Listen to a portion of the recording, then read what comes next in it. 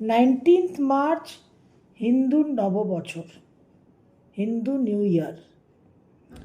আমরা যেরকম গ্রেগরিয়ান ক্যালেন্ডারে 1 জানুয়ারিকে নিউ ইয়ার সেলিব্রেট করি, সেরকম আমাদের হিন্দু যে নতুন বছর সেটা পালন হয় হিন্দুদের বিক্রম সংবৎ যখন পরিবর্তন হয় তখন। চৈত্র নবরাত্রি সেদিন থেকেই শুরু হয়। 2026-এর এই যে চৈত্র নবরাত্রি, এটা ভীষণ ক্রিটিক্যাল, কারণ পরিস্থিতি এখন অত্যন্ত জটিল, এনার্জি হাইলি ভলেটাইল। কালসর্পযোগ সংগঠিত হয়ে যাচ্ছে আমাদের কালপুরুষের রাশিচক্রে।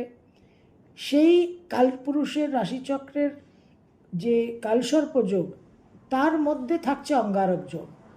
তো সেই কারণে অঙ্গারক যোগ অত্যন্ত বেশি পাওয়ারফুল, একটা বিস্ফোরক, মারাত্মক।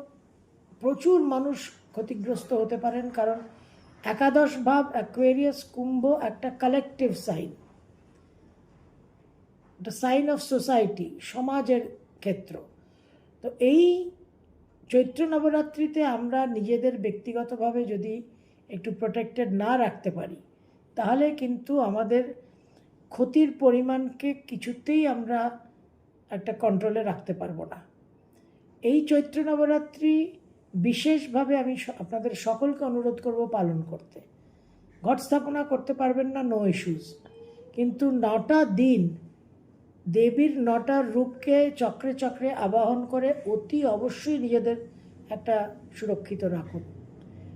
দেবগুরু বৃহস্পতি অতিচার গতিতে আছেন, এটা চলবে 2032 অবধি। সমস্ত সিদ্ধগুরুরা বারবার একটা কথা বলছেন যে 2027 অবধি মিনিমাম, ফার্স্ট ফেজে এখন 2027 অবধি যারা পুরো নিষ্ঠার সঙ্গে অধ্যবসায়ের সঙ্গে সাধনা করবেন, মন্ত্র জপ করবেন, একটা হায়ার পাওয়ারের সঙ্গে অ্যালাইন্ড থাকবেন, একটা ডিভিনিটির সঙ্গে এনগেজ করবেন, তারা কিন্তু বিশেষভাবে সুরক্ষিত হবেন।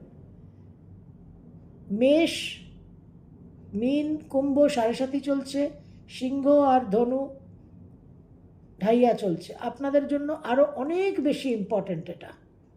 তাছাড়া তো মঙ্গল, বক্রী বুধ, রাহু, শনি দ্বাদশে কালপুরুষের একটা খুব ক্রিটিক্যাল কন্ডিশন।